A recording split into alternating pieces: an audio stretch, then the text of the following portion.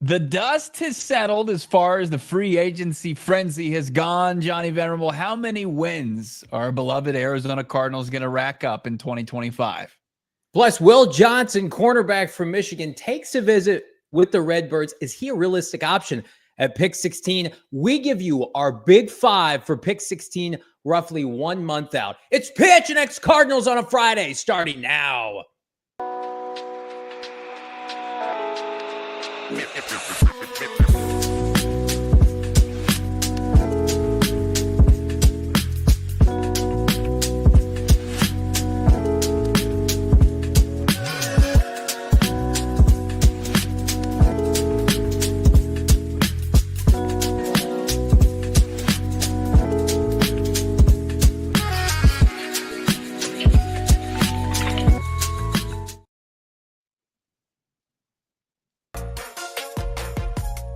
Hey.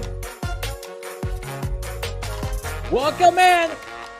Live from Studio K, presented by our friends at Circle K. It's the PHNX Cardinals podcast, your premier, #1 in the world, Arizona Cardinal podcast. Like and subscribe, friends. Leave us a 5-star wherever you get your programming. I'm Johnny Venerable. He is Brack in Studio K on a football Friday. How we living, my guy? We are living well. Like when you see the Minnesota Vikings, Johnny, and they're kicking the tires on old rundown Ryan Tannehill to maybe fit their need at quarterback, you know, things could be a lot worse, right? Vikings in good shape, but they're looking at Ryan Tannehill. I want to say a fond hello to our friends in the chat. What's going on, Ollie? I like that.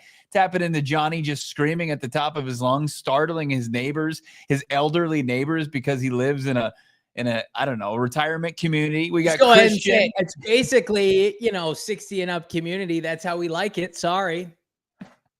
Shaff, Ozzy, Didi, Random MZ. Love it, Tom Bauer. The squad. Everybody's here on a football Friday. We're excited. 150 and climbing. We got Marissa on the 1s and 2s. She's making a sound and looks so good, about as good as possible. And it's just a jam-packed show. We're never short on content. And, we lie a lot. We say it's going to be a good show, but this time we're telling the truth. Yeah, we lie 90% of the time. Marissa doing a great job. We have a major announcement coming up later in the show. You guys have been asking for it. We appreciate you. The exclusive breakdown for our 2025 NFL draft party. It's sold out in a matter of days. Last year on that fateful Thursday when MHJ became an Arizona Cardinal. That is coming up later in the show with details to follow. Guess what, friends? You're going to be able to sign up today. When and where is coming up. But in the meantime, drop a like on this video. We got so much to talk about. We're going to talk about Will Johnson's visit with the Cardinals. And if you're an Arizona Cardinal fan, how you should feel about that. How do you feel about it? We're going to talk about who Bo and I are pegging 5 days out for this franchise at pick 16. But first, we're going to ask a question. We're going to ask a question of everybody in the chat and your two schlubby hosts here. Can the Cardinals, how many wins are they winning this year? How many dubs are they getting in 2025? We're going to do this throughout the course of the offseason. We're going to do it now. We're going to do it post-draft. Bo and I do not know what the others selected in terms of total wins. But I think it's important to contextualize the Cardinals 8-9 last year. Improvement, how much better are they, Bo, based on organic improvements internally and then, of course, free agency? Yeah, I mean, they were able to address one of their biggest weaknesses by utilizing just free agency before they get to their bread and butter, the draft, how they've built this team so far based on the guys that they identified post the previous regime, Kyler Murray, Trey McBride, Budda Baker, James Conner, those holdovers, the guys that they kept as part of this foundation. Then they added, 20 plus 30 players that were first and second year guys that Monti Ossenfort handpicked to help usher in a new era of Cardinals football. And we've reached this point to now where you've got a lot of needs filled, but then you have where you need a supplement. And I think that he did a decent job in getting Josh Sweat, who was a top 5 free agent based on, any metric that you can find, any list you want to go by, any publication, ESPN, Pro Football Focus, CBS Sports, NFL.com. Josh Sweat was a consensus top 5 guy. They get him in here, right? A guy with a solid resume and obviously experience with Jonathan Gannon and Nick Rollis' system. And then they also had Dalvin Tomlinson, who I think really kind of kicked things into overdrive and this real kind of underserved defensive front seven finally has some players. And you've got a Darius Robinson. And now you've got the luxury of if you can get BJ Ujulari in the mix after a couple injury-riddled seasons. Like, they've got the talent there. They're building things on defense. And with the draft upcoming, there's, hope has sprung eternal here as far as what the Cardinals can do when it's all said and done going into 2025. So, like, as far as what they can do wins and losses wise, and then who their opponents are, you got to be pretty excited as a Cards guy. Yeah, I think last year there was a consensus, and you and I were pretty aggressive with our win total projections. And for a lot of the season, we were looked to be proven right. They started off 6-4 and were well on their way. And then we know faithfully finished 2-5, not a good finish at all. And you think about their over under last year was 6.5, right? I expected this year to probably be around 8.5, given the landscape of the NFC West kind of deteriorating, and of course playing the AFC and the NFC South. But most of the win predictions last year were around 6 to 7 wins, right? And they eclipsed that, right? They eclipsed it early on and then hung on for dear life. I think this year, you're already seeing it in the comments. I encourage everybody to continue to put your thoughts and your win predictions in the comments. Drop a like on this video. I think most people expect, like, if you don't have at the baseline a winning record, it's a failure of a season. Because, we talked about it before free agency. I don't know if it's realistic to say, well, we won 4 and then we doubled it, won 8. So organically, that means we're going to win 12. A lot of that's going to be on the quarterback, right? But it's difficult with defense and a run game alone to put up 13, 14, 15 win seasons. Like, you have to have a special year from your franchise quarterback for 17 weeks. Can the Cardinals just put aside Kyler Murray for a second? And then we hope what Jonathan Gannon told you and I at the Combine, that he was going to have an elite year consistently, right? Yeah. Put that off to the side for a second. Did the Cardinals, in your opinion, do enough? Or are they on that path here in March with a month to go with free agency in the draft to have this roster be Kyler Murray kind of recession proof in the second half, with the consistency on the front end with the offensive personnel, Trey Benson, James Conner, the run game, and then defensively, 15 points per game. They're only adding to that unit. It's only going to be better. The quality of the opponent's going to be worse. Did they do enough to raise the bar with the rest of the 53-man roster? I think they're on the right path. No doubt about it. It's going to come down to the draft. If Monti Ossenfort, maybe gets a little reckless out there, if he's taking another tight end in this draft, he makes a couple inexplicable selections. Sure. I mean, that could happen, but I think you should trust, obviously, the architect here and his proof of performance over the last 2 drafts, outside of a couple of exceptions in there. I think he's going to lean into the strength of this draft. He's going to find some defensive linemen. He's going to continue to kind of chip away at this defense. But I do, like you talk about the chat, I think everybody's crushing it. Like in their, as far as the Cardinals will go, as far as Kyler Murray can take them, as far as Kyler Murray in this offense can take them. If Kyler Murray and Marvin Harrison Jr. take that jump together, in tandem, like that's going to push this Cardinals team that was on the outside of the playoffs looking in last year, team that was interchangeably 8-9, 9-8, could have been easily 9-8, right? To me, like when you said over 500, like to me, that's not good enough. Okay. They were, like, to me, they were 9-8 team last year. I know you can nitpick me. You can say, no, they weren't, Bo. The ball cascaded off of poor Trey McBride's helmet into the hands of a Rams defender. They didn't win that game, but it's like, you're 8-9, you're 9-8, you're the same team, right? You're in the same realm, and they need to be a double-digit win team, and then they need to be in the playoffs. That's what this team needs to do, because anything short of that, I know Gannon, Kyler, Michael Wilson, the leaders in that locker room, well, they're not going to be happy. And I don't think the organization is going to be happy, because things will have gone catastrophically wrong. I just feel like they need to have some breaks in their schedule. We're going to have a schedule release show in April like we always do, right? May, right? Nationally televised games. They're going to get a couple this year. They've earned it after just the one throwaway last year, and then they were flexed late on Saturday Night Football against the LA Rams. And that game was supposed to mean something.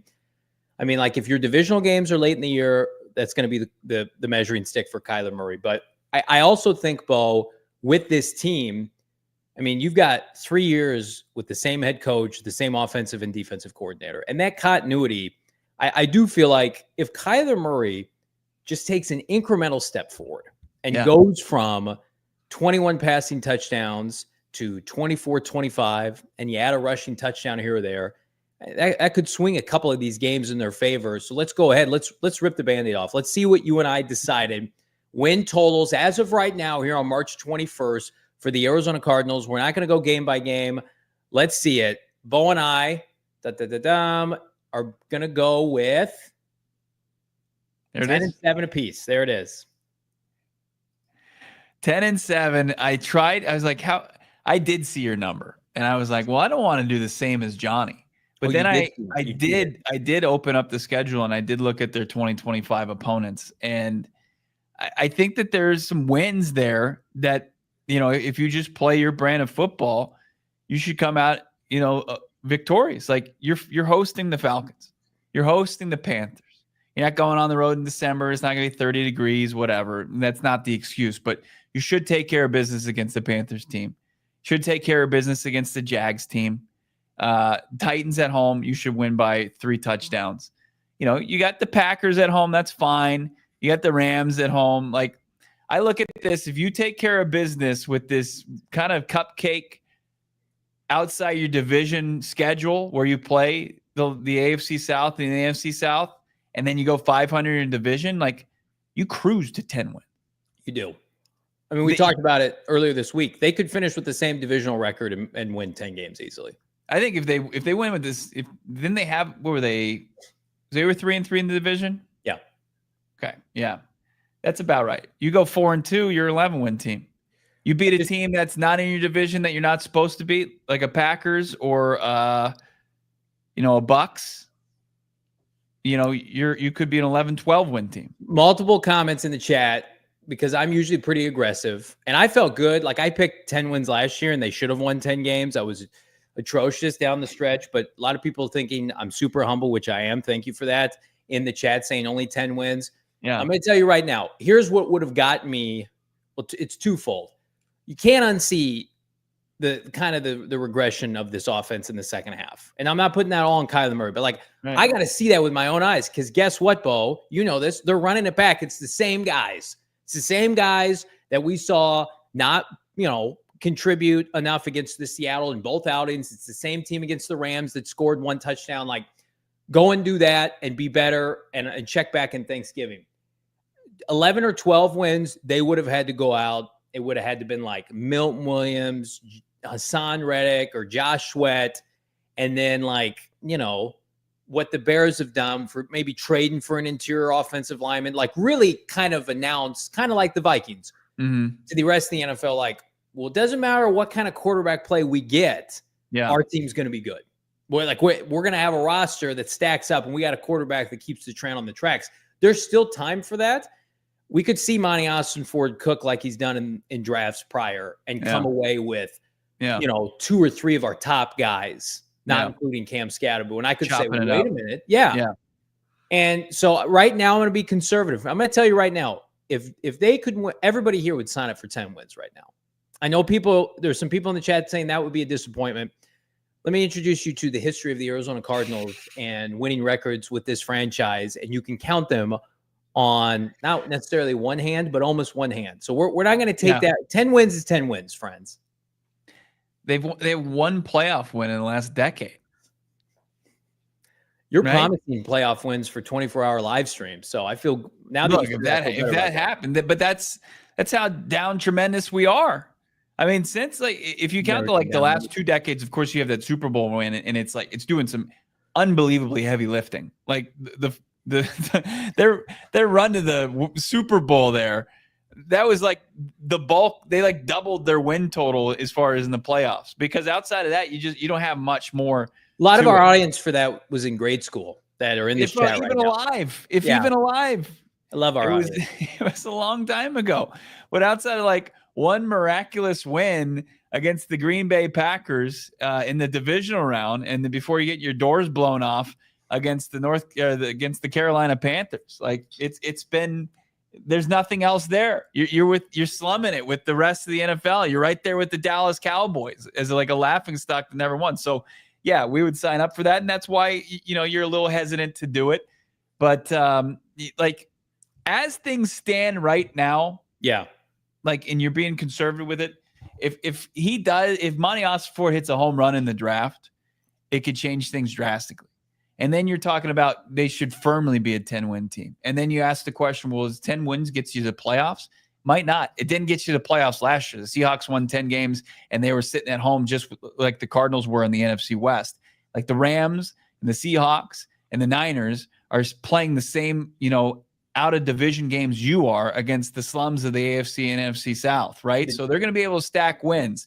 So what they're going to have to do early in the season is definitively position themselves as better than this transitioning Seahawks team and better than this Niners team that gets too much love. Like that just has to become what 25 is about. And you have to beat up on those guys so you are 4-2 in the division at the very worst. And then you can also get what's going on when Eaton's good against these really horrible divisions. I want to acknowledge a comment here. Lance saying 7 wins. I can only think that is Kyler Murray slander. And I'm not here to like throw water on that. But if it's something different, Lance, I'd love to hear a rationale. Like they play the 2 worst divisions in the NFL that are led by Bryce Young. And I know they lost to Bryce Young last year. Michael Penix, Derek Carr, Baker Mayfield, who's good. Tennessee doesn't have a quarterback. I mean, Jacksonville's been atrocious. I mean, they play terrible divisions. And the 49ers, they swept them. They've gotten worse. I mean, I feel like right now for this franchise, it's like the floor also. And Bo and I, we're not biased, but we can see special when you're around it. Like Jonathan Gannon, his floor as a coach, I feel like moving forward is 7 wins in an off year. I think Jonathan Gannon guarantees you at least a winning record next year, barring injury. I want to invite Lance along with me on a little exercise here. Okay. And we can I come too? I'd like to come too. Yeah, absolutely. Hop aboard. Marissa, you're here too. As far as just look at their home teams that they play. Atlanta, are the Cardinals going to be favored at home against Atlanta? Just go off of Vegas. No doubt. 100%. No doubt about it. Michael Penix coming in, hardly any experience. Like you can or not like what they did in free agency. The Cardinals at home will be favored against the Falcons. So there's one. Carolina at home. You favored? I know the horse show that was in late December last year on the road. Revenge game. But what's Vegas going to say? That right now will probably be a 6.5 point spread right now. Cardinals favored, right? Yeah. Jacksonville at home. 8 point spread, 8.5 points. This is just shooting fish in a barrel. I'm just picking them off. The Cardinals smoked bad teams at home last year. Titans. 12.5 points. Okay, this is probably the first one they won't be favored in. Packers at home. Oh, I think they could be favored in that game. Could be. I mean, -1.5. Okay. Rams, Niners, Seahawks. You think they'll be favored in these? They were favored against Seattle at home last year when they lost. Yeah. So I think probably they'll be favored. Okay, so how many games they play at home this year? 8, 9? Yeah, I think they get 8 at home, and then they got that 9th on the road, which will probably be international game, right? Yeah, I think they're going to be favored. If to kick off the year, 6 of the 8 minimum, they're going to be favored at home. Maybe 7 of 8. Like they've the home field advantage aspect has changed dramatically. They went 6-3 last year with a tougher home schedule. Like the Jets and the Bears before the season started were picked to beat the Cardinals at State Farm Stadium. When it's Brock Purdy handing off the football to Isaac Guerrero in week 1 of the NFL season, they'll be favored against the Niners, right? On the road, Texans, that's a tough one. I think, Texans have redeemed themselves a bit here as far as their offensive line. Texans, they've been the postseason back-to-back seasons. They'll be favored at home against the Cardinals. Cardinals should be favored on the roads against the Colts. Daniel Jones, what? Anthony Richardson, it doesn't matter. Favored. Bucks, probably dogs on the road. Favorites against the Saints on the road. Last year, we made the argument, who's the better quarterback? I don't think we can do that this year. Do you have a quarterback advantage? And we felt like in a lot of aspects, the Cardinals did. And then late in the year, it didn't matter because even going into this year, most people are going to say Kyler Murray's a better quarterback than Geno Smith. Didn't matter. Same thing with Bryce Young. We have to go off of, is this roster good enough to get you to 10 wins without Kyler Murray being superstar top 5 to 7 quarterback? Right. And I think you and I are both in the position to say, yeah, it's Marvin year 2, McBride, all pro, offensive line, rock solid, running game. Thank flipping God, football gods, the pass rush is improved. So I think on the surface level, 10 wins has got to be what you're shooting for, if not more, Bo. Yeah. Yeah, the Bengals on the road. The Bengals are one of those teams, this kind of slipped through the cracks. Like they had in the power rankings, the Bengals like 11th. I couldn't believe it. Like, defensively, the Bengals, they might be the worst defense in the league. I mean, that's a game too. Can you win that game, 32-28? Do you have to win that game putting over 30 points? That's something you're going to have to, I mean, that's the conversation about the offense. The offense has to like this is all based on, can the offense take that step? Like if the offense can take that step, they can compete with anybody on the schedule. If it doesn't, it's going to be just like last year where you don't know what you're going to get any given week. And that I can see like the skepticism there. Major news, Jameis Winston signing with the New York Giants. It's interesting, all but assures that Rodgers is probably going to the Pittsburgh Steelers or still the Minnesota Vikings. We're going to have some breaking news here later in the show, specific details, the announcement for our draft party, but right around the corner, we debut a new segment that we're going to ride for the rest of draft season. Bo and I are going to give you our big 5, our power 5 of who we think are the major 5 players right now for the Arizona Cardinals as it stands at pick 16. That's coming up. You're not going to want to miss it on PHNX Cardinals.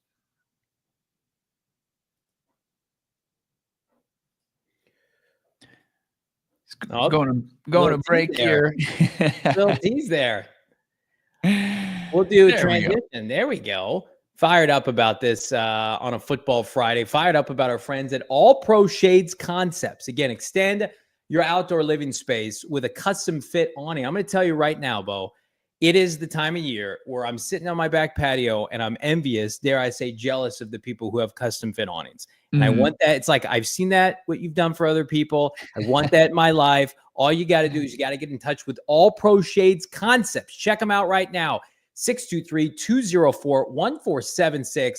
Visit allproshadeconcepts.com. Why? Well, they're the most trusted local company via awnings, voted #1 ranking Arizona for patio shades in 2024. They're the best. We only deal with the best here at PHNX Sports, PHNX Cardinals. Triple B, A+ rating with over 1,000 5-star reviews on Google. Go Google them right now. It's unbelievable. They've been in business for 20 years in the Valley, starting making window shades by hand for friends in Phoenix, and then it just took off right now. You can get a hold of them. Call them right now, 623-204-1476, or visit allproshades.com to schedule your free estimate. I can't wait to get them out to my place before it hits about 105 here in the month of June. Oh, man. Yeah, you're going to get those LED lights. You're going to have everything. You're going to have all the bells and whistles. You still won't come over. You still won't visit me in the East Valley. All of the sickest custom fit awning money can buy with All Pro Shades and Bo. I'll come see you then. See you then, especially if I'm cruising. I'm going to take a selfish over the weekend, and I'm going to go check out my friends over at Sanderson Ford because it's truck month. We're celebrating folks like myself who drive a truck. That's right. We like to just throw things in the trailer there. We like to just throw them in the truck bed. If you are a proud truck owner as well, go check out what's going on at Sanderson Ford. Not only is it just truck month, but they are also giving you good deals on their Broncos. Yeah, you got Mavericks, Rangers, F-150, Super Duties. Also, you got the Broncos out there that you can save up $11,000 on Ford F-150s plus 1.9% financing. Save up to $4,500 on the Bronco Sports plus 2.9% financing. Save up to $4,000 on the Ranger trucks plus 3.9% financing. I think a Ranger could be a Johnny Venerable truck. Probably more of a Maverick. That's probably more your size. Which, no, come on. I'm proud of you. I'm an F-150 for sure. I'm a truck boy. Not a Super Duty though. I won't. I know where I land here as far as trucks go. But if you're if you're in, of course, the market for a new vehicle, check them out. 2024 models, finance offers, 36 months, OAC through Ford Credit. Discounts include Ford rebates, Sanderson Ford discounts, plus trade assistance and Conquest Cash. You must qualify for. Offer expires at the end of the month on March 31st. I'm getting cooked in the comments. JV fits in a Ford Fusion. Johnny's driving a Waymo. Great car. Johnny's going in the truck bed. Come on now. Here's what I love about Sanderson Ford. I don't get judged there. I'm 5'6", and they're like, you can pick whatever you want, and we're going to hook you up. So if you're a short king like myself, and you want to go to a place, no height discrimination required, go on over to Sanderson Ford. Listen, it's a family-owned company. Check them out. 65 glorious acres. Yeah, family owned. They're of course built on service. Love it over at Sanderson Ford. Thank you. I am more of a maverick. Before we debut, Tim Gateway saying if it helps, or Tim Gwatney saying if it helps, I'm 5'7". I learned to drive on a, what is that? 04 Super Duty F250. Dang. How about it? All right. I learned to drive on a 2-door Honda Civic, and it didn't go well. So you're much. What do you mean it didn't go well? And we will get into that a different day. You wreck it? No, but yeah, I had some issues interstate driving. Just it was changing lanes at once, multiple lanes. I was out of control.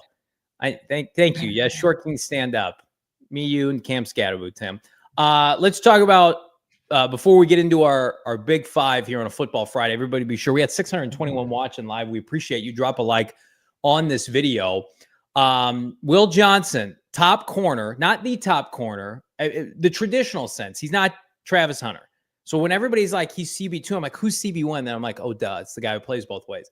Right. Will Johnson, natty champ for the Michigan Wolverines, visited with the Arizona Cardinals, an official top 30 visit. He came out and said that he confirmed he's actually training here right now amongst a ton of premier draft prospects, April's draft. How seriously are you taking that as an option with pick 16? Because here's why I'm at with it. Is he worth pick 16 on the surface level for a team? 100%. 100%. He might be a top 12 prospect for a lot of people, right? Yeah. But where the Arizona Cardinals are, can you afford to take him given the surplus of resources that you've already invested in corner? You took Max Melton in the second, you took Garrett Williams in the third, you took Elijah Jones in the third, you've signed Sean Murphy-Bunting to a big contract, you're going to add another corner. It's like with, Steve Keim once just flushing resources at one position, like wide receiver. Is that a good pick for the Cardinals at pick 16? It's against the grain way to build a defense, right? It's building it backwards. You're going from the very back with Budda Baker, Jalen Thompson, Robert Taylor Demerson to Max Melton, Garrett Williams, and then investing another premium pick in it, Will Johnson at 16, and then really tasking them to be next level, play above average at their position, which is a bit unfair, especially for somebody that you're going to have as a first-year player. Even though, like, Will Johnson, like, you can get lost in just kind of imagining what, it would be the no-fly zone 2.0 here. I mean, I agree. Like, you love the skill set, 6'2", nearly 200 pounds, the athleticism, right? You saw him on full display. Didn't he have a pick 6 in the Natty last year? I mean, he's just a ball hawking guy that would really kind of fit the zone scheme that they have. It would just be kind of one of those things where it'd have to be a perfect storm. Like the defensive front seven players have gone. You don't see a difference between who's available and who's down the draft board. Yeah. And there's no trade partner to trade down with. And then you say, okay, well, we're just going to take BPA. Right. And Will Johnson, he slid because, like, Mel Kiper has him as his 10th best player in the draft. Right. The value is worth it on the player and the position. It's a premier position, Bo. And in this draft, I mean, like, I love the kid out of Penn State as a football player. Like, Will Johnson is better value than taking a tight end or a running back, right? I just feel like the argument that you and I have had with people who have mocked, guards and off-ball linebackers to this team is that's not how Monti Ossenfort is built. This is not going to be anybody's first choice, but if his board is picked clean and everybody smartens up and takes front seven players, and then the two top tackles, the kid out of Missouri who's flying up everybody's board, like they're gone, then you have to consider it, right? Yeah. And I'm not going to knock him if he can't trade down, because we know that's his preference if the board's picked clean. So he's made up like a Gannon defensive back. He's an exceptional tackler, right? If he can play for Harbaugh on a top defense, so I think my issue then becomes like this defense. Then you almost have to get aggressive in the second round and go up and ensure you get a pass rusher of note, because then you're sitting there and it's like you can't be complacent. So I don't have an issue with it. It's not my first choice. But again, I've watched this team take off-ball linebackers respectfully out of Tulsa at pick 16. You want to take what many think is the second best corner in the draft, unequivocally, from a national champion Michigan Wolverine program, a historic defense that shut down the likes of Marvin Harrison Jr., among others, like that offense, not Marvin individually. Like I'm not going to poo-poo that if they want to do that. Yeah, no, but at the same time, like Tim just said in the chat, I mean, trenches, right? Trenches. That's the focus. That needs to be the focus. I think that is the focus. I think what we're outlining here is a drop for Will Johnson, and then just kind of reading the tea leaves there. A Will Johnson dropping the draft board would mean other guys were pushed up at those positions that teams prioritize. So it's just like, can only do so much at 16. That's why it's just such an inexact science that the 15 other teams picking ahead of you, they have to fall in line, like for you to be able to really kind of pull off what you want. It's like, I'm starting to get into it. Like when I look at Kenneth Grant, and then it's like Kenneth Grant versus Will Johnson, I just would probably prefer Will Johnson at 16th overall than Kenneth Grant. Yeah, that's where you lose me, just because of what I've watched in the last several years. I think Max Melton's going to be a great player. No, that's not an indictment on Max Melton. But I just feel like you're going to pay Garrett. Like we both think Garrett Williams duplicates the year he just had. You're going to pay Garrett Williams, right? And then Max Melton, we feel good about. And then you're going to add another corner. It's just kind of like allocation of resources. But I'm higher on Kenneth Grant than you and Fran Duffy are, which I'm fine with. Like, he has Kenneth Grant as his DT5. He's got Kenneth Grant barely inside his top 50. Right. Oh, I know. Listen, it's not everybody's cup of tea, defensive linemen that win national championships. That's a big old cup of tea. I mean, I think the concern with Kenneth Grant for a lot of people is like his disruption on passing downs. Can he get upfield, right? Like, I don't have an issue with that. Now, is he on our big five? Is he on our power five? I keep rebranding this segment every 2 seconds. It's called our Big Five ahead of the 2025 NFL Draft. We're going to do it every week. And this is the group right now that Bo and I are planting our flag based on who the Cardinals have met with, the position needs, and to stay on theme here, Bo Brack, it's the defensive front seven through and through. Unbelievable graphic. Did Damon make this? Or I think he did, yeah. Yeah, look at him. He's in his bag. Not only is he got dual duties. He's hosting a U of A Wildcats watch along, but he's also just making fire graphics here. Should we just start? I'll start left to right. Does that work, Johnny? Look at that fire Tennessee uniform, by the way. I know. Fantastic. The all blacks. That looks great. The Cardinals have all black alternate uniform as well that I think James Pierce Jr. would look great in as well. I know he's a guy that's got character issues attached to him. Like there was a report that came out a couple weeks ago that said there's been a little bit of levity in Knoxville since Pierce exited the program, and that his snaps or lack thereof were not a product of injury or anything else other than maybe him butting heads with the coaching staff there. But as far as the analytics, as far as the skill set, the athleticism, the physicality, James Pierce Jr. has close to the total package. And like I'm talking myself into on a regular basis in the James Pierce Jr. being a Cardinal if he's there at 16, because I think that they have the infrastructure to accommodate a guy that has perceived character flaws. This may not be PC to say. This is a term that not everybody can be a Boy Scout, right? Like not everybody can be JJ Watt, signing autographs to the end of the day. Sometimes you just need mercenaries to bring into your program, and hopefully out, over the course of being around a Jonathan Gannon and Nick Rallis, like they can put it together, right? And listen, Fletcher Cox was not everybody's cup of tea in Philadelphia. Some of these guys just, I'm sorry, like do I expect a player who's incredibly violent on the field that inflicts that much pain and that puts together those kind of violent numbers. And he's got big statistics in the SEC to be just like everybody's friend off the field. Sometimes, like Lawrence Taylor, sometimes guys are just assholes. I'm okay with that. But they have to determine if it's worth it and if they can manage it, right? Because I'm going to tell you right now, like his tape is top 10 tape as an edge rusher. The more we dig into this, I think you would get everybody's good graces. If he failed to pick 16, you took him, and if he was a jerk, I think everybody would be like, yeah, but you had to take him.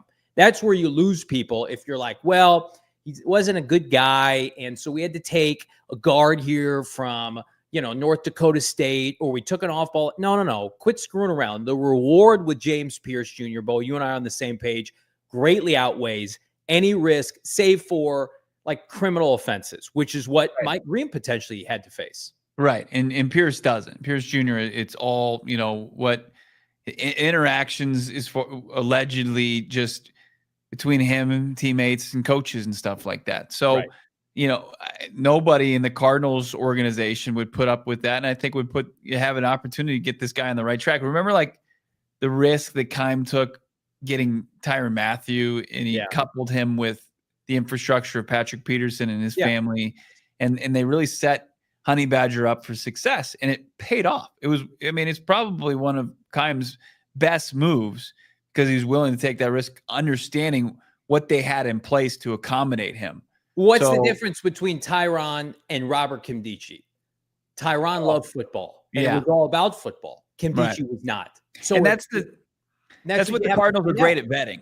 Right. They really are great at vetting, like whether or not a guy loves ball or not. If he doesn't love ball, then then it's a moot point. Like he's off their board, and we're wasting our time talking about it. But let's keep it going here, Maris, if you don't mind. There you go. We got Walter Nolan, also a guy out of the SEC, Ole Miss, a little more undersized in the defensive line position, but an absolute game wrecker. Tested well, or didn't really test. As far as measured, fine there. I think that this is a guy. When he's locked in, he's one of the better just defenders to come out of that conference that's just rich with defensive help. Just look at this. This is 4 or 5 of our big 5 that are from the SEC. Well, and Oregon basically they're a top 5 team every year. So Walter Nolan, to me, like outside of Mason Graham, you and I think are on the same page. He's our DT2, as Ozzy points out in the chat. And he's in vogue. Like, as much as I love Kenneth Grant, right? The in vogue thing right now is you can take quote unquote undersized defensive tackles if they can get upfield. If they've got that first step, a la, of course, the highest example is Aaron Donald. Walter Nolan's about 6'3", maybe 6'3.5", and just over 300 pounds, but he's lean. We saw him at the NFL Combine. We've seen him work out before. Obviously, you saw him on College Football Sundays. 6.5 sacks, right? In the SEC as a defensive tackle. That doesn't just happen. So you're talking about a speed rusher. I mentioned Fletcher Cox, like somebody who can come in, complement Darius Robinson. Dalvin Tomlinson then comes in as your big, heavy space eater. Get those guys on the field at the same time. I think that'd be a home run. Right now, Walter Nolan, I feel like we both are on the same page where it's like pretty good chance he's there around 16 for the Arizona Cardinals based on the mocks and everything else. Yeah, and I think like when you pit him up against like a Kenneth Grant, and I know they're kind of very different interior defensive linemen, it's just the bustability there. Just he's a guy that's not going to look at a snack table and be like Dan Williams was back in the Cardinals days where he just couldn't keep weight. Keep it going here as far as our big 5. You want to do these 2 together? Yeah, let's do it. How about the defensive tandem of Michael Williams and Jalon Walker? Williams, more your prototypical edge rusher, Johnny. He's got the size, he's got the wingspan, he's got the athleticism. I know his 40 time was bad, but Fran Duffy was like, look, we weren't expecting a low 40 score from Williams, but he battled foot injuries all last year. The production wasn't exactly where you want it to be, but he's a guy that's been, on the radar for the NFL at his position for, ever since you stepped foot in Athens. Pro comp for him, Greg Rousseau, or how do you pronounce the defensive end for Buffalo? That just Rousseau, got it. Yeah. He just got a big contract extension. They're built the same way. They're both right around 6'5", 6'6". He's a toolsy guy, but he's not going to wow you with that frontline speed that you see from some of these other edge rushers, right? Yeah. He's more of kind of like a do-all edge rusher. Whereas, let's just bring him up here. Jalon Walker is probably the better, I don't want to say the better athlete, but might have a chance to be more explosive. But we just don't know, because he projects as an off-ball linebacker, edge rusher, hybrid, and his best case scenario is a guy we know a lot about, and it's Hassan Reddick. If Jonathan Gannon and Nick Rallis say, we can just make him Hassan Reddick 2.0, then make the pick. I don't have an issue with that. Right. But if there's legitimate concerns about, and we saw the athletic score, whereas he was in the 99th percentile, whatever it was, for off-ball linebackers, but his off-ball linebacker or his edge rusher athletic score metrics were not great. Yeah. You're going to have to get to a position where you're taking somebody 16th overall. You have to envision them having double-digit sacks. You cannot screw around with that. Like, Josh Sweat's a great player. He doesn't need to get double-digit sacks necessarily for Philadelphia, because he was a 4th-round pick. 16th overall, that has to be the bar. And if Jalon Walker can't do that for you, you got to go with somebody else. Jalon Walker probably has the most upside as everybody on this list, right? Sure. And I think he's right there with James Pierce as far as just pound for pound prospect. Like, I know Hassan Reddick, I'm treading lightly when I go with this comp. Micah Parsons, like, because like where you look at, that's what you hope for as an edge, like just the measurements, like Micah Parsons had 31.5-inch arms. Like you're right around, like, I know Walker had longer arms than one of the edges we were looking at. But he's still, like, where is he in the percentile as far as traditionally successful edges?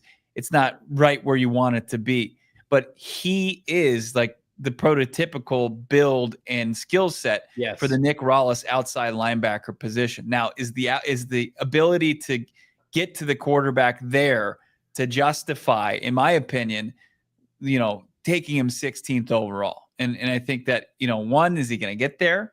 And then two, like, what are your other options? I feel like if you think that there's a chance that he can be Hassan Reddick or Micah Parsons, then that's your selling point to everybody. But we have PTSD. I think other fan bases could endure it. We have PTSD here from Dayon Buchanan, and then certainly Isaiah Simmons. Like, have a plan, and Gannon and Ossenfort have a plan. Let's get to our last selection here. What would you do, though? What would you do if Jalon Walker comes out and has 4.5 sacks in his first season, but is a sound, does all the other stuff that Gannon I wouldn't freak out. I wouldn't freak out. I would think that Nolan Smith, who was like pick 10, had a really modest rookie year. If he's a contributor and if he's working at that position, that's great. Like, just keep him there. Where I would freak out if we go to training camp and he's running around with Mack Wilson Sr. Then I'm freaking out. I don't want that. Derek Harmon is the last on our Big Five. Cardinals met with him at the Combine. We're told that visit went exceptionally well. And he's somebody that, again, maybe like Walter Nolan, safe pick at 16 in terms of we feel like he's going to be there. Logical, maybe small trade down candidate. Disruptor, bigger than Walter Nolan. It's just kind of pick your preference, pick your scheme fit. I like Kenneth Grant too. He'd be the first one off this list for Bo and I think. Maybe a Will Johnson mixed in there. So Derek Harmon, I feel like, probably will go between pick 16 at the earliest to maybe like pick 27, 28. Yeah. I mean, 16's a bit of a reach for him. I mean, I think Harmon is he's one of those guys you've seen him like even become a day 2 guy. Jacobs saying he's calling it. It's going to be Derek Harmon right now. I just think that and it's going to be, where the Cardinals have him on the board versus, the rest of the league. I just don't know if he's got the upside there. That'd be a safe pick, but are you taking him earlier than a lot of teams would? Most likely. Yeah. I'm fine with safe if it's these positions that you feel like Gannon and you were Mr. Safe. That was your nickname in high school. I'm not sure how to take that. I'm a safe guy, just safe and fun, wholesome Johnny here on a Football Friday. I'm going to tell you what's safe. It's safe that you're going to want to save the date for our PHNX Cardinals draft party announcement. We got some ad reads to do. Hang on one sec, Marissa. We got some ad reads to do, and then we're going to come right back and we're going to get to it. That's coming up. It's PHNX Cardinals.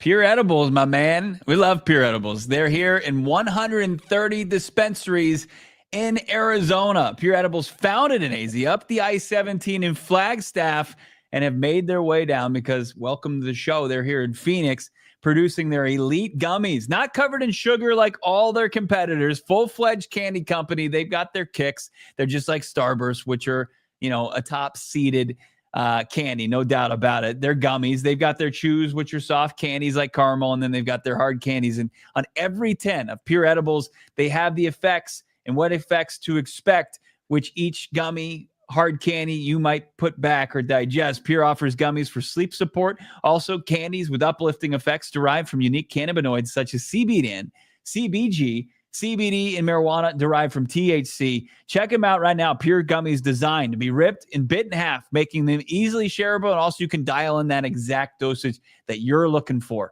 because it's all about you and your experience here. Go find yourself some Pure Edibles products from one of the 130 dispensaries in AZ. Fired up with our friends with Pure Edibles and perfect combination. Circle K, all the goodies, all the snacks, all the regulars like myself saving money. You should too at America's Thirst Stop.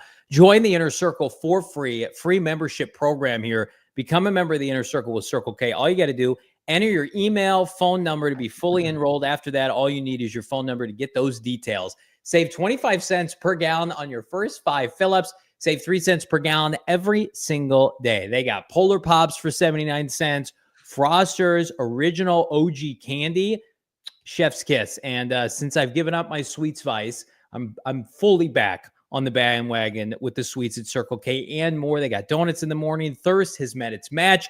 Join the Inner Circle for free by downloading the Circle K app today. Terms and conditions apply at participating locations. Visit CircleK.com for more details.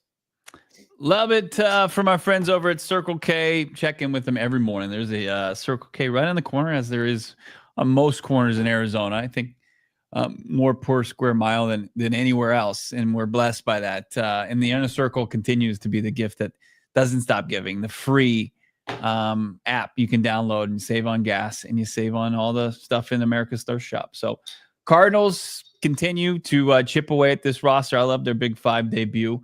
Drop a comment, of course, who maybe we missed or who your favorite prospect is on that list. Comments, not the chat. We appreciate you guys all crushing the chat this afternoon as we try to get you into your weekend here. Watch more basketball. But, we got the win predictions. We got the top 5. Now, what are we getting into? You wanted to discuss what, Johnny? Well, we're gonna talk about the draft party. Oh, that's right. The 2025, there it is, draft party. We're running it back, folks. Brought to you by our friends at Circle K, Gila River Resorts and Casinos. We're taking it up a notch this year. The Upper Deck Kitchen and Bar. It's the site of our watch parties in our draft last year. We are back at Wild Horse Pass. We've got a capacity of 120. And if you're scoring at home, just slightly above last year, and last year tickets sold out in a matter of days. This year, ticket is going to get you all-you-can-eat buffet. Plus, this is an addition, Bo. 3 drink tickets are built into your ticket, plus giveaways, just fun out the door, and then, maybe some surprises. We had one Michael Wilson show up last year. What surprises could be in store this year? Regardless, you're going to be hanging out with myself, Brack, Damon Dog, Shane Deef, Leah, Espo, the whole crew. We're going to be there. Our guy, hopefully, Britton Golden's going to stop by. Come to Wild Horse Pass. Again, it's Thursday, April 25th, starting at 5 p.m. Again, rep your Marv jerseys this year. Rep your PHNX Cardinals gear. If you're a diehard, we're going to put the link in the description on how to sign up. It's breaking on Twitter right now. You're going to save 20% off if you're a diehard. So don't forget to put in your diehard membership code. That's right, Ozzy. The whole crew's coming by. It was a banner event last year. We had to run it back. So draft party officially at Gila again. Tickets officially on sale now. Yeah. ABOT777 wants to let us know we've got a little the date is incorrect. The draft does start on the 24th. Okay. It's going to be happening on the first day of draft. We can assure you it's Thursday, April 24th. It's going down. We're aware. I saw some people working on some changes behind the scenes here. So we're well aware. Thank you for noticing that. But it's going to be unbelievable. March Madness Friday. Everybody's having fun. Maybe dates are slipping up, times are slipping up, whatever. Look, we know it. Like we'll show up the 24th. Thursday, the night of the draft. Yeah, come on. Draft has been on Thursday since it used to be an all-day thing on Saturday. Remember those days? Remember those all-day Saturdays? I have fond memories of those. Oh, no man. doubt about it. Watching the Cardinals blow pick after pick. I love it. So, oh, man. Adrian Peterson's available. I remember I had to take a lifeguard training class on a Saturday, and it was before smartphones. Have I told this story before? It was before smartphones. I had no internet access because it's, whenever that year was. And I had to go do lifeguard training all day, and I got in my car afterwards, and I turned on ESPN radio, and they said the Arizona Cardinals had selected Levi Brown over Adrian Peterson. Hell of a pick, Rod Graves. Hell of a pick. Did you ever save any lives? No, I actually never had to jump in. It was great. Wow. It was like a swank country club, so yeah, people watch their own kids, thankfully. You were just getting a good tan. I was there with the banana boat. Oh, man, I had it all going. I didn't have Shady Rays, though. I needed those. You're slumming it in the sunglasses department, but I'm sure you were, this guy was dialed in. You say you didn't have to save anybody, but we don't know that, unfortunately. Yeah, I mean, there's no way for you to vet me on that. I mean, the biggest thing I did is when I would lifeguard the kiddie pool and it went up to my knee, a kid would slip and you just pick them up, right? But actually physically dive in and get somebody, first of all, nobody would want me to do that because I would have a tough time. I'm not a good swimmer. Yeah. Locked in. Not a strong swimmer. That's a lifeguard. Gives me a lot of confidence. That's what happened. They took Levi Brown over Adrian Peterson the Saturday of the draft, and my lifeguarding career took a plummet as well. I would listen to it on the radio, watch it on ESPN, right? And like you leave the house, you turn on the radio, you listen to it, and just go all day. I remember Cardinals picking Thomas Jones back in the day. I'm like, running back, and he was fine for the Cardinals. He was a lot better after he went on to the Bears. Same with Garrison Hurst. They did that all the time where the players would be good coming out of college, bad for the Cardinals, great for other teams. Yeah. Big announcement. April 24th at 5 p.m. We are back at Gila. Again, diehards get 20% off.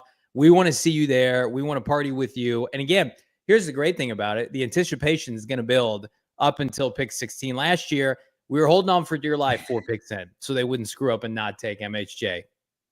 Brian's saying when these tickets go on sale, they're on sale right now, aren't they, Johnny? Yeah. So the links, we'll get the links out during the show, right after the show. I think they're about to go up at 25. I think it's going to hit up on the Twitter Cardinals on Twitter. We'll have the link that you can find. You can find it, go phnx.com, I believe, right now under the events page. And just start to secure those bad boys because, as Johnny mentioned, those things, they were scooped up very quickly last year. And Johnny, I think, was selling them on the secondary market. Yep. I was making people pay me over Venmo and I was keeping the profits for myself. No, but I want to make sure real quick, everybody understands the price this year includes more. 3 drinks, all you can eat.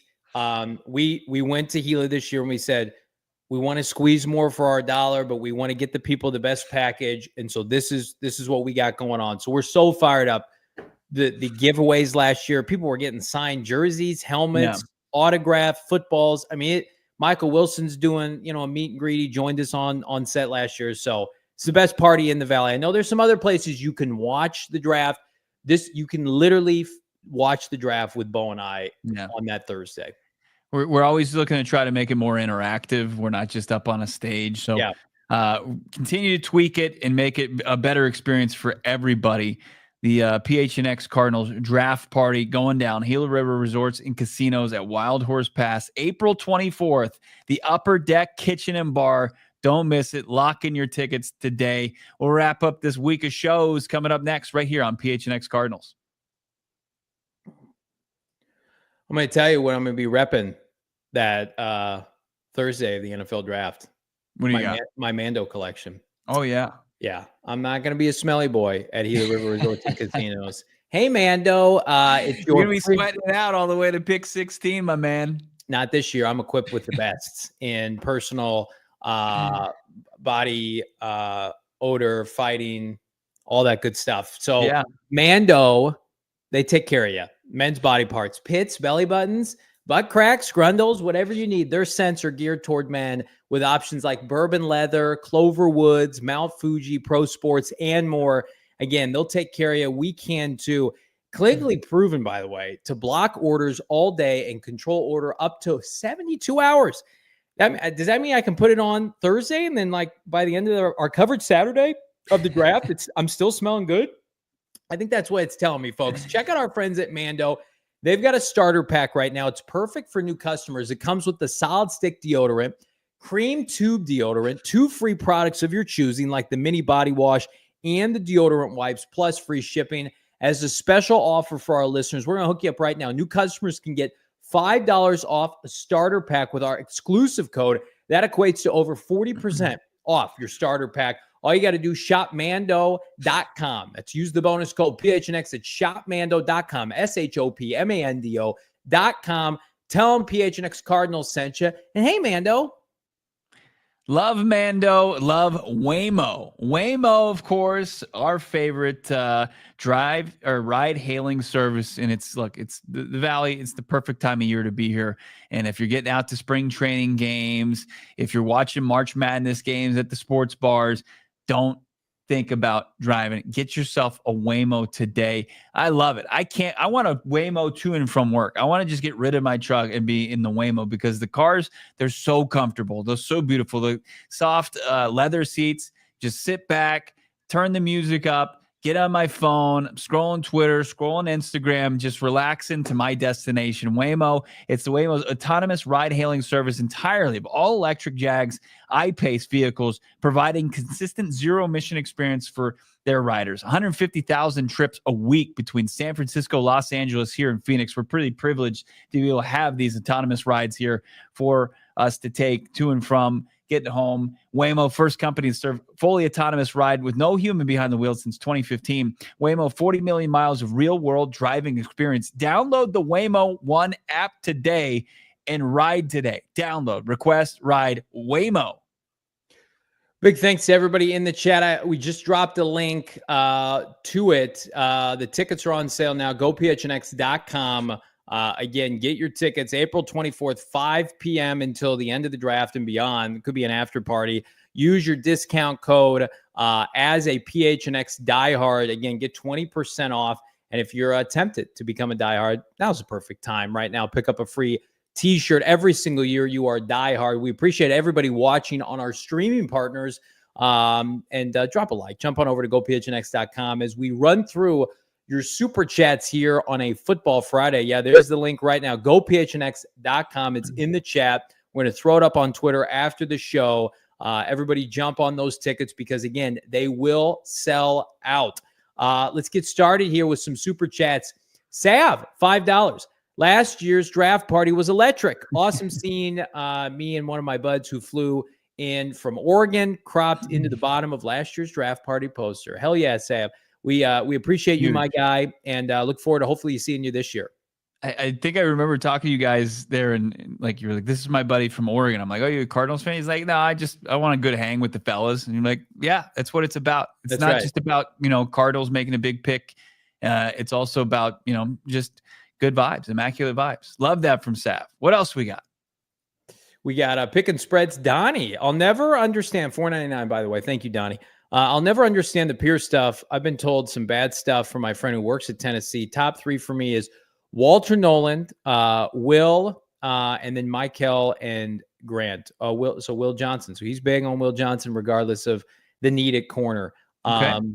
Again, like I think you're either on board with Pierce or you're not. Like everybody can acknowledge, Bo, that he's a tremendous prospect. But I mean, if he's a bad guy, he's a bad guy. And we're going to find out, like, doesn't that feel like a Bengals pick, though? Like if the Cardinals pass on him, feels like Cincinnati's like, we'll roll the dice. Yeah. Here. Yeah, we don't care. We'll take all the bad guys. We'll have a roster of bad guys like Vontez Perfect over there and Pac-Man, like when they were villains in the league. Yeah, Yeah. it just feels very cincy. If you're watching with one of our many streaming partners, thank you for tuning in. Keep the journey going. Go over to gophnx.com. What else we have for super chats? We got our guy Josh, $5. Thank you, Josh. Josh, friend of the program here. I've been pretty high on James Pierce Jr. in the first and Alfred Collins, the defensive tackle out of Texas, in the second, or Derek Harmon in the first and JTT in the second. Either of those will completely finish this front seven rebuild. I agree. And I think your ladder, I think you could do that in a trade down. It really is just going to come down to, does Monti Ossenfort feel there's a benefit to trading down in the first to get like an extra third or maybe even a second this year? Because here's what is going to be difficult. The last 2 years, atop the second round, he's either had like the first, second, or third pick, or this year, remember, he had a pick inside the top 40. You don't have that this year. It's 47. Right. So I think a lot of us are like, I get it. It's your MO. You always trade down with your second round pick, but this year is not the year to do it. You either need to stick and pick or trade up. If you're going to trade down, it has to be a pick 16. Yeah, I don't disagree with that. I mean, hopefully the opportunity kind of presents itself. We'll see what happens with the quarterback position in the draft. Is it going to be 2 in the first round? Or does Jackson Dart really finish his rise, his ascent to the first round? Or is he going to be there day 2 and a team's going to want to, potentially get up in the second round? But it's probably 16th or 47th overall is a little late in it for probably a guy like Jackson Dart. But then who's next? Yeah. Which other quarterback could a team want to get up and get? Or like we saw, the Falcons traded down to draft a defensive lineman.